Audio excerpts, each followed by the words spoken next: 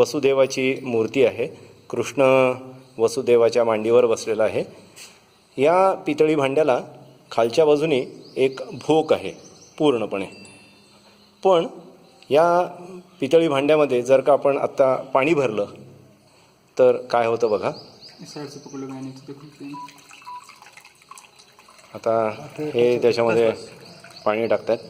आता काहीही ते पाणी थेंबरसुद्धा खाली जात नाही आहे.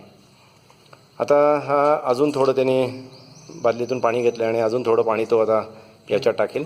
आणि ज्या क्षणी या कृष्णाच्या मूर्तीच्या पायाला पाणी लागेल, उदाहरणार्थ असं आत्ता लागलं, पाय पाण्यात बुडले की लगेचच ती पाण्याची धार खालून पडायला सुरुवात होते.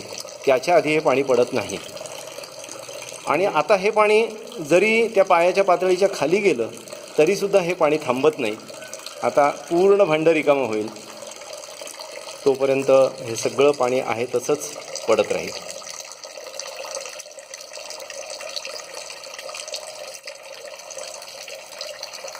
आधी आम्हाला वाटतं होतं की ती कृष्णाची मूर्ती आहे ती हलणारी आहे, त्याच्यात त्यांनी काही केलं आहे का.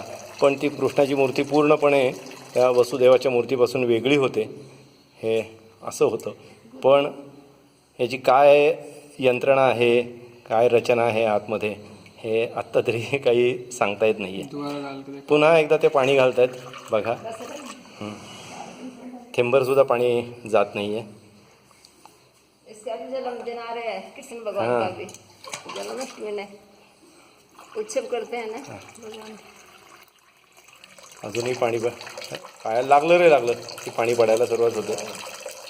आणि आपल्याला असं वाटेल की पायाच्या पातळीच्या खाली गेलं पाणी की ते थांबेल. पण आता तसं होत नाही. आता हे पाणी पूर्ण संपल्यानंतरच, भांडं रिकामं झाल्यानंतरच ही धार पाण्याची जी आहे ती थांबेल.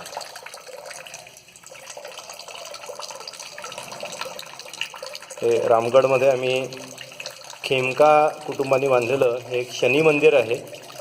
पूर्ण बेल्जियम ग्लासवर्क इथे आहे. त्याच्यामध्ये आम्हाला हे पुजारी, आपका नाम दिनेश पुजारी. हाँ, दिनेश पुजारी है. उन्होंने ये सब हमें बताया है.